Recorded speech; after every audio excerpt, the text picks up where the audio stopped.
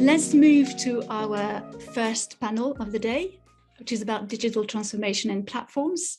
And let me introduce Jennifer Schenker, who's going to be our moderator for today.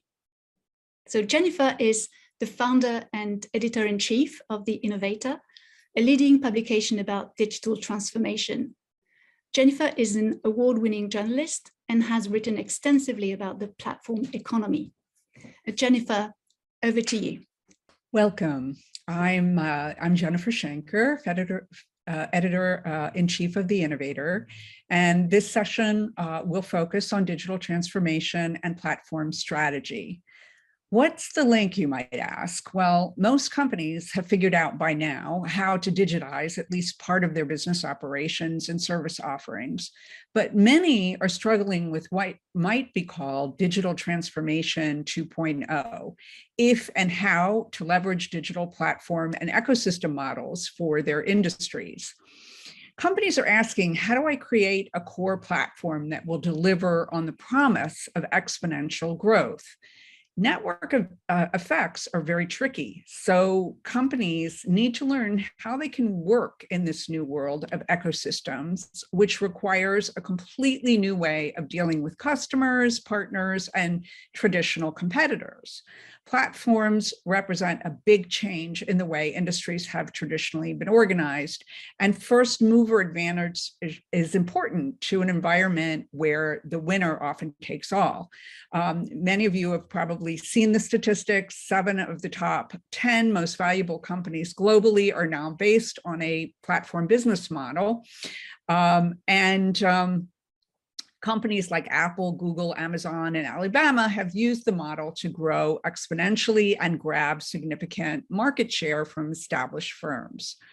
Although the bulk of the power in industries is likely to shift to ecosystems, all is not lost. Experts say established companies have the chance to create platforms of their own, or at the very least, to become part of another platform's ecosystem. But every firm needs to understand platforms and figure out their place in the industry structure that's coming. So today's panel will focus on concrete examples of platform strategies and network effects.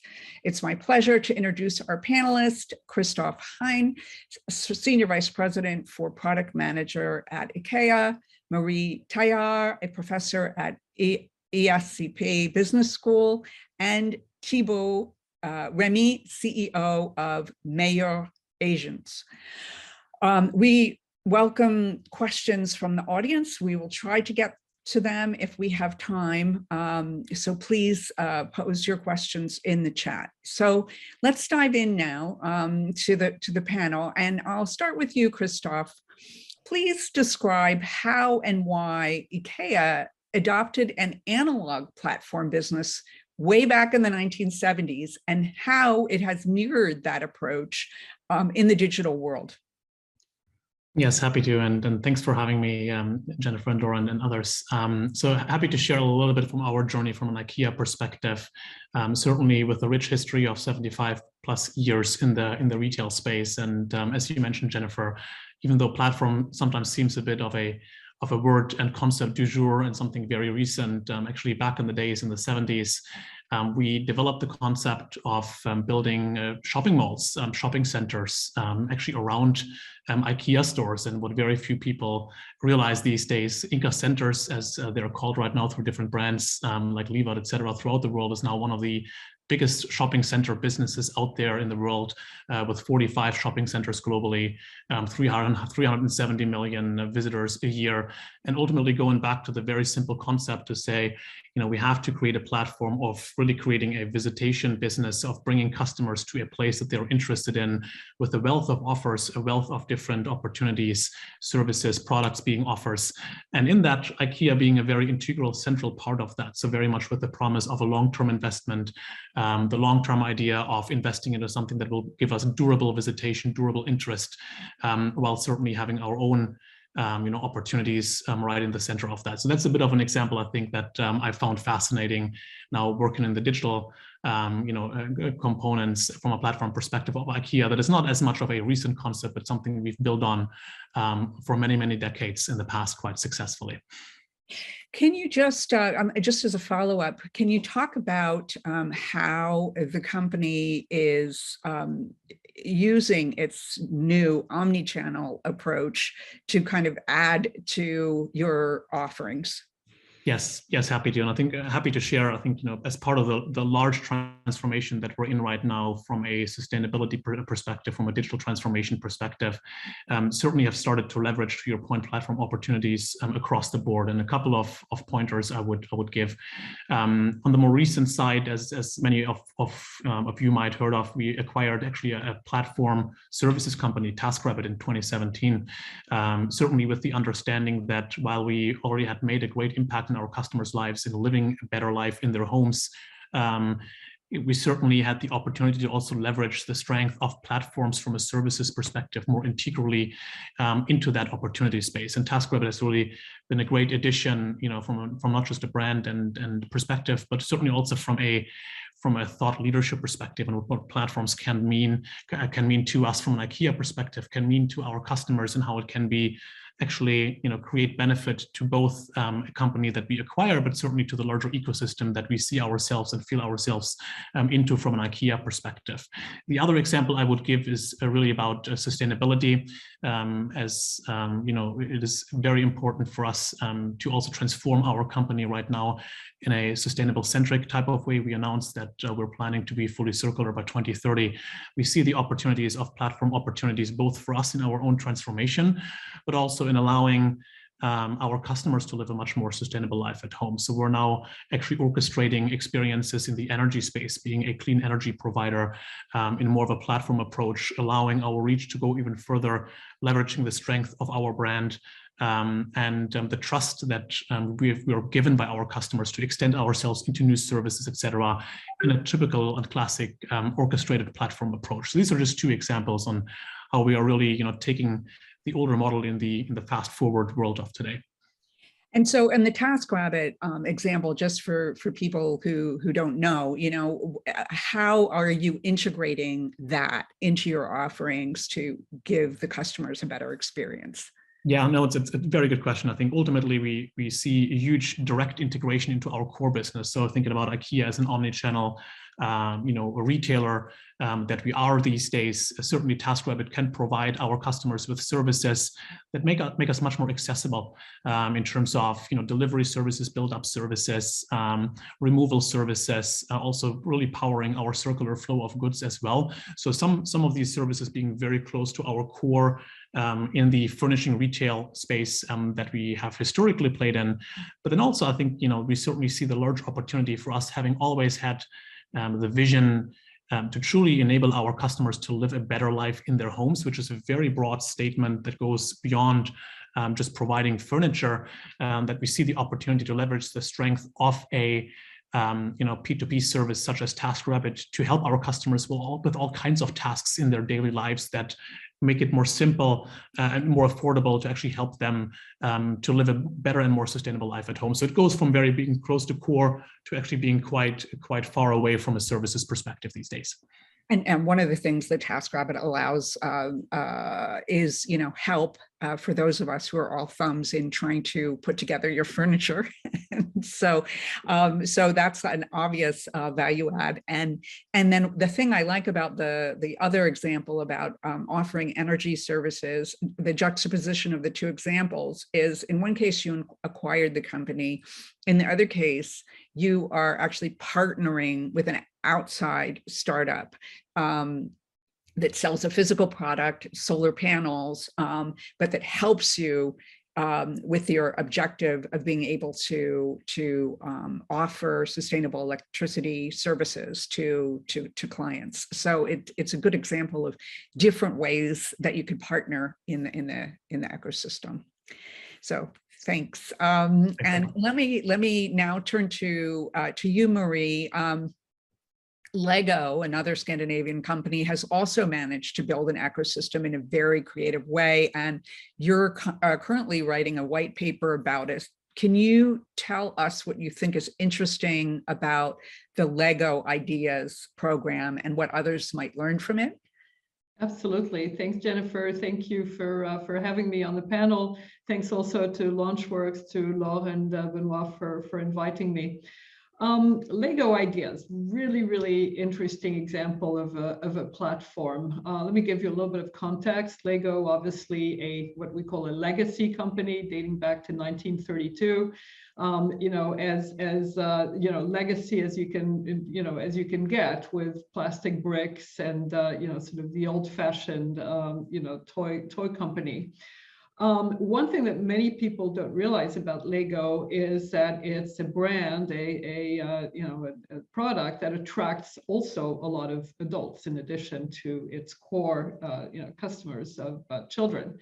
Lots and lots of adults throughout the world who are absolutely fascinated with Lego and who build with Lego and who've been doing it for decades. They're called adult fans of Lego. They actually have an acronym, which is AFOLs. They call themselves AFOLs, and Lego recognizes them as AFOLs. They've been studied by academics and by people at Lego very thoroughly in terms of their culture, their norms, and so on. So very well established. They do lots of interesting things. They have meetings in person, but they also have virtual communities and are very active. They produce things. Some of them actually publish a magazine, a monthly magazine about their builds.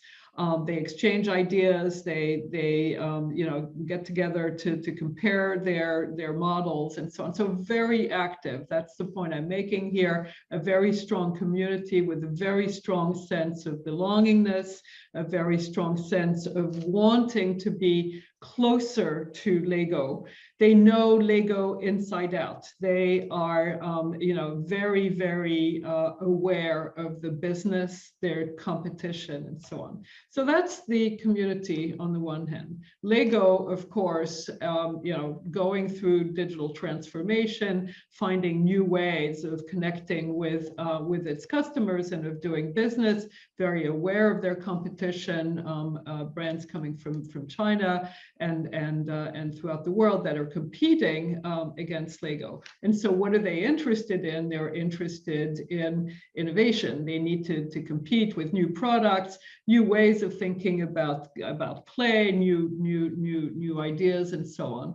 And so open innovation obviously is part of their strategy, and they tap into this Lego Ideas, this Lego community. There's a community there that's ready, you know, excited, passionate, and wants to contribute. And so about 13 years ago, Lego created Lego Ideas, originally on a platform called Kuso. It was a Japanese platform that was a little clunky, had all sorts of issues with it, but grew into what is now called Lego Ideas, which is basically a platform where fans, the AFOLs, can submit builds, models, and need to get 10,000 votes from other fans before they enter into a vetting process whereby Lego is internally going to decide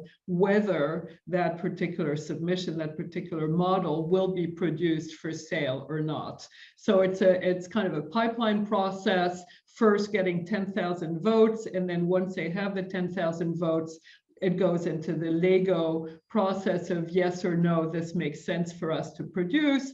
And then when it is in fact produced, Lego then takes it to market. So really interesting model there of a platform that really taps into an existing community. So I know one of the questions you're going to be interested in finding out is network effects. In fact, they haven't had to deal with with the sort of typical network effects challenge, because the community was there ready as a whole in a way to get working with them. And what sort of special issues arise around this co-creation, if you will? Yeah, so interesting, because in fact the community, because it was an existing community, already had certain ways of doing things. They were sort of set in their ways, and from an academic perspective, we call that an institutional logic. It's a mindset. They have a culture. They have a certain mindset. And we, my co-author, Hope Scow, and I call that a community logic. So what are they interested in? They're interested in, the belongingness, the building together, the having fun together, the challenging each other, the supporting each other, all of that sort of community type of way of doing things.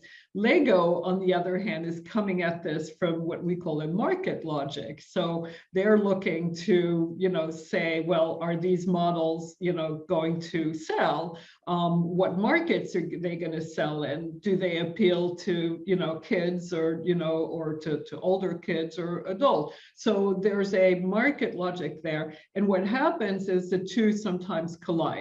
And there's some really, really interesting interactions that take place on the platform where you see this conflict at times really develop. And so we think that there's something there that's important for brands to understand, which is when you're tapping into, whether it's a community or individual consumers wanting to interact on a platform, they're going to come into the platform with a different mindset, with different expectations, different norms, different ways of doing things, and brands should be aware of that. So this notion of a clash of logics, for lack of a better word, I think is something that brands need to take seriously. Super interesting. Thank you so much, Marie. Thank you, Jennifer. Thibault, let's move now to you. Can you describe how your company, Meilleurs Agents, pivoted its model towards a platform business model, and how your company has benefited from network effects? Yes, of course, Jennifer. Happy to do that, and welcome everyone. Happy to be there. First, I maybe present to you what Meilleurs Agents is, because I'm sure you know and you've heard about IKEA and Lego, but maybe not about Meilleurs Agents, unfortunately, not yet. Well, basically, we're a French digital platform. Now we know that we're a platform. I'm going to get back on that later. And that connects individuals with real estate projects and real estate agencies. And how we do that, we developed state-of-the-art tools to be able to put a price on each and every property in France, so that everyone can follow the price indices and prices of their own property, make estimations. So that gathers individuals on the platform, and then we connect them to real estate professionals who can help them should they have a project to sell or buy. And so Meilleurs Agents has been founded 12 years ago. I joined them 11 years ago. And at the very beginning, we didn't know we were a platform. And so the way we were transacting, the way we were developing the business was mostly on success fees. We were connecting people. And once an actual sale happened, then we had a kickback on the commission of the agencies. And so that were success fees. And then we started, we tried to think for 6 to 7 years, how can we scale up this business? How can we find the proper business model? And the first image that came to our minds, basically to Sébastien de la Font mind, which was the founder of Meilleurs Agents, he said it's a bridge. Meilleurs Agents, basically we are a bridge. We are connecting at one point individuals with a real estate project, then and real estate agents, and we are an informational bridge, and we put information on this bridge so that little by little those two populations can connect. And that was the first way we were looking at something that finally came to be, oh, but that's what is now called a platform. Oh yes, we are a platform. So what does that mean for us? And then we realized, okay, we have two populations. How do we look at those populations? Okay, on one side, we have succeeded in being the go-to destination when it comes to online estimation tools for individuals. We had, at that time, that was back in 2016, 60% of individuals who are coming on the platform to make an estimation in France, 60% of people who are willing to sell. Now it's 80%. But on the other hand, on the other side of the platform, we had only 600 agencies out of 25,000 in France. So, oh no, it's not really balanced. How do we do? What can we do, you know, to be able to get more agencies on board? And those were the first way of thinking that totally changed our minds, you know, knowing that we were a platform, realizing that we were a platform, that we started thinking that way. And then we were able to focus our energy on gathering more agencies on board. And then we came up with the visibility products that now represent 80% of our revenues, which are subscription products to which agencies can pay to be put in front of those individuals when they are making an estimation online, while they're looking at prices, they can see the agencies. And then we said, okay, but what agencies should they see? Oh, since we're working and since we are a platform, we should think of how do we connect them? How do we put in front of each and every property owner the right agency for him or her? And then we use the data of these agencies of past sales to be able, you know, to put in front of every property owner the best agency for him or her. And then we said, oh, data, that's cool. We've launched the company based on data, our ability, you know, to digitize the market and put prices on every property. But now that we have more and more agencies, oh, that means that we can have more and more data so that we can use this data to improve our models. And if we improve our models, then we'll gather and we'll get more individuals on the platform. And if they come on the platform, then we'll have more and more agencies who will want to be there and who want to subscribe to our products, you know, to be in front of all basically French people who want to sell in the year to come. And then if the agencies and more agencies are coming, we'll have more data. And that was basically the first network effect that really came up as something really powerful for the platform and paved the way basically for our strong growth in the years after. Thank you, Thibault. And I think you've really illustrated the merits of kind of owning the customer journey, because you're taking complex issues and helping the customer solve them, and also helping the supplier solve them as well. And so let me now turn to the other two panelists and ask you, you know, what are the merits of owning the customer journey? Do you want to go first, Christoph? Yes, happy to. And I love that you say merits, right? I think too often do you read about the concept of right to play, and ultimately it's all about earning the right to orchestrate, earning the right to own the customer experience. It is the customer that decides, and certainly the rest of the partnership ecosystem also that give the right to play in this. So I love the angle that you're taking on here. And I think this is what it comes down to. And I think when we look at this from our lens, from an IKEA perspective, is that radical look truly at the customer and centering your development of products and services around very specific and tangible customer needs. And I think that's where we are, quite lucky to have a rich history in developing physical furniture with the concept of democratic design that we've shaped in a radical customer-centric way. And we're taking the same approach now also for our platform models. And with the desire to certainly be the orchestrator, and us being very confident that we can be that, but certainly also with a lot of humbleness that we know that it takes a lot in terms of customer centricity and the orchestration of making something that is very complex to the customer these days, and to make it very simple. That type of simplicity gives you the merits to play, but also pushes you as the orchestrator, certainly to a new level of decoupledness, to a new level of maybe taking risks in a way that you haven't taken necessarily before. So I think that ultimately I would say is like, when you ask what it takes to earn the right to look into the merits of owning the customer experience, that is a constant process.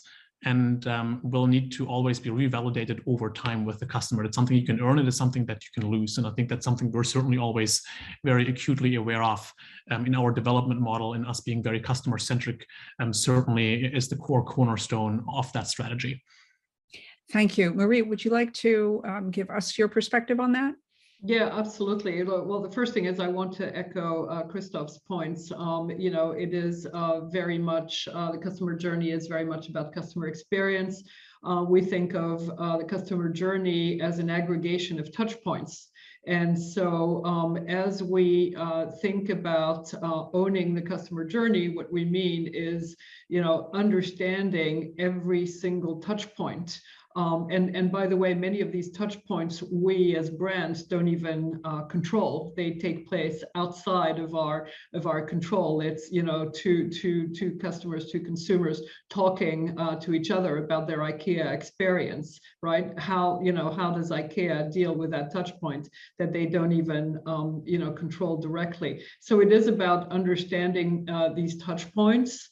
It's about being able to optimize them. How do you optimize them? By having, you know, good data that you can use in order to, you know, understand, you know, how to make the experience better for consumers. But another aspect of it is the holistic journey. And again, you know, when we teach customer journey as a framework, we use it. You know, Christoph used the word cornerstone. Really use it as a pillar for pretty much any sort of strategic thinking, whether it's in terms of communications, in terms of omni-channel, retail omni-channel, any opportunity you have to build an experience with consumers, you're going to use that journey. So it really becomes a way to think about, you know, how do we collect data, and how do we use this data to make sure that we can, you know, be present for customers wherever they want to be, talk to them wherever, whenever they want to talk to us, and so on. So it's absolutely critical to the entire consumer-centric experience. So some companies don't want to adopt a platform business model unless they're the orchestrator. Is it worth being a part of a platform if your company is not calling the shots? Thibault, do you want to take that first? Let me unmute first. Yes, happy to do that. You know, we see that because we also came in the real estate market to digitalize a little bit this overall sector. And we still see today, you know, traditional real estate agencies saying, all right, are we becoming platforms? Do we change our business models and the way we're working to look like more of the platforms that just were launched, you know, a couple of years ago? And basically, I should say it opens up to so many improvements, so many levels of growth when you see your business as a platform, that every time they can do that, they should do that. But I would say that it's not for every company to be a platform or to be able to become a platform. So they should not do that because this is, you know, the trendy thing to do, or because this is, you know, what probably the shareholders will look for when they do. I'm looking at my ecosystem, you know, of startups and scale-ups, because that's what shareholders are looking at, and VC funds. It's just that if you happen to be able to have a choice in your business model between the transactional one, between traditional one, and the platform model, then of course you should go for the platform model. But if your business model, the sector, basically what you're building now, or your company cannot, you know, comply with such a model, then you should not force you into something like a platform. Okay, Great, thank you. And so let me turn to you, Christoph. So obviously, with your company's size and weight, you are the orchestrator of your network, but you have to convince partners to join. You need to work with the startup community and others, and convince them to be part of the network. So what is the pitch? What are the keys to, making sure that you have the right partners and that you're a good partner to them? Yeah, it's a really good question, right? And I think ultimately, how we are now all certainly looking at this is, certainly being customer centric to start with, but then also you have to deeply care about your partnership ecosystem at the very same time, right? And this is something I think new to many companies that are looking into platform opportunities, to kind of look a bit what initially feels a bit like backwards or into a direction that might be unfamiliar.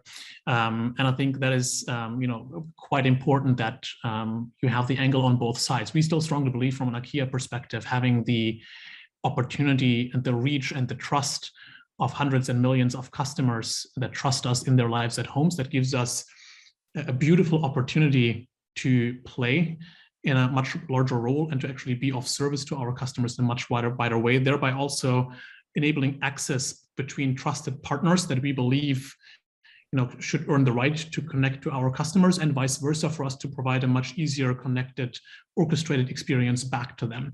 So ultimately, it has to provide benefit tangibly for all three parties, for the partnership ecosystem, for the orchestrator, and then certainly for the customer to start with. But it needs all three, right? And I think that's a very important recognition that cannot be forgotten in an ecosystem or platform play. Thank you. Marie, would you like to add to that? Yeah, I mean, I think the idea that you have to be the orchestrator or there's no point is the wrong idea. I do think that we're moving more and more towards ecosystems where there are new win-win opportunities for all different participants. And I think the orchestrators know that. They know they need partners, and again, if they want to build a cohesive and consistent customer journey, they're going to need to bring in partners in order to make that happen. So I think there's lots and lots of ways in which partners can contribute to an ecosystem without being the orchestrator. So don't think that you need to run the show. It's also part of a sort of broader logic, that is part of digital transformation. I mean, digital transformation is sort of the underlying idea here, which is that brands lose control, right?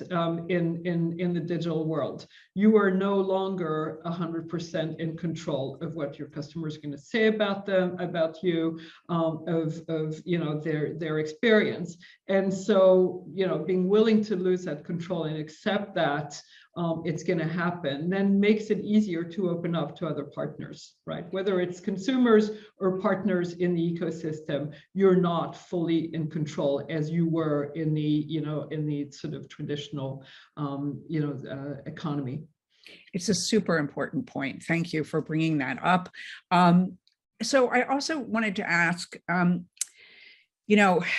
for the conversation about platforms first surfaced,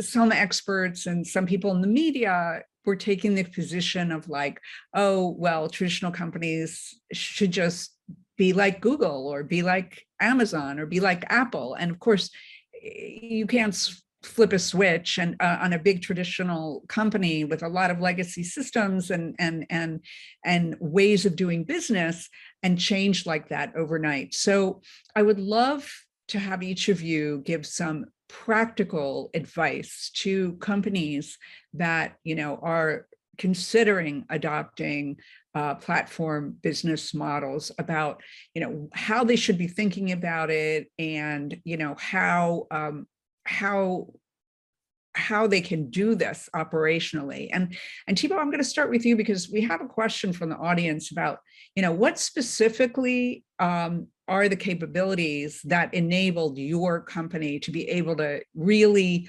leverage the increasing amounts of data and use that as a strength? Yes, that's really linked to your question, because if you want to become a platform or see yourself as a platform as a company, then it's important to also start focusing on maybe other area of expertise, or maybe other departments. And for us, that was a huge R&D department. At the very beginning, we invested a lot in our R&D team to be able, to leverage capabilities to first find this data that is really rare in the real estate environment, to be able to come up with real estate prices for every home, every property in France. And so we had these guys, we had people who just joined Meilleurs Agents to work on their PhDs, and then some of them left the company afterwards, some of them stayed in the company, and now we have a team of 30 plus people, PhDs and researchers working on the on fundamental research, on the real estate market. And for many other players, when we launched the company, that was a bit awkward. Or your model, your website, connecting, working on real estate, connecting property owners and agencies. Why do you need such a big R&D team? Why do you need to invest in this? But it was so obvious to us, and even more obvious when we realized we were a platform, and that those kind of network effects were existing, and we can strengthen them because we already have that power, and we already have this organization and these investments we made in these R&D teams. Thank you very much. And so we have about 5 minutes left. So I want to divide that between Christoph and Marie on, what's your best advice to companies who want to adopt a platform business model. Marie, do you want to go first? Sure, just a couple points. Well, the first one is that, by definition, platforms are about bringing different types of stakeholders together. So built into the idea of platform is the idea of diversity of what, people are trying to get out of the platform. What kind of problem are they trying to solve? And I think it's really important for the orchestrator and for all the members of the ecosystem to really take the time to understand that. Obviously, there are going to be, what we might call some functional, benefits, functional, problems to be solved. We call them jobs to be done. But there are going to be some emotional ones also. Lego is a good example. Building with Lego, creating a new model makes me, go back to my childhood. There's an element of nostalgia there, and many other, emotional elements, belongingness, and so on. There's a social aspect of, getting closer to other people, understanding other people, supporting other people. There's a cultural aspect very often of being part of that community and understanding its norms and so on. So I think it's really important to really think about, what is that range of benefits, of problems that are being solved for different kinds of stakeholders, and then finding where they all come together. There is a way to get them to come together, but understanding that diversity, because again, it's inherent to what a platform is. Thank you. And Christoph, you have the last word. Oh, a lot of pressure. No, but I think I would give a couple of thoughts. One is it's easy to be blindsided by the examples that you gave, right? I think everyone references the Apples of the world, et cetera. And I think it's important to realize that platforms do have a long history and you don't have to copy kind of the Apple example of the world. And even Apple is not a perfectly pure platform company at the end of the day, right? I think it's important not to get blindsided by some of the examples.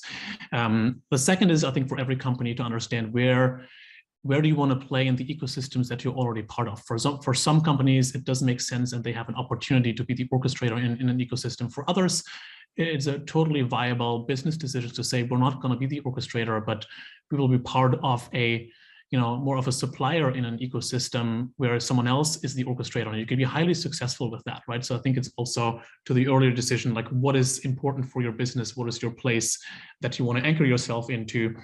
And then I would also add, ultimately, I think Thibault did a fantastic job earlier. describing the flywheel that they created with their undertaking.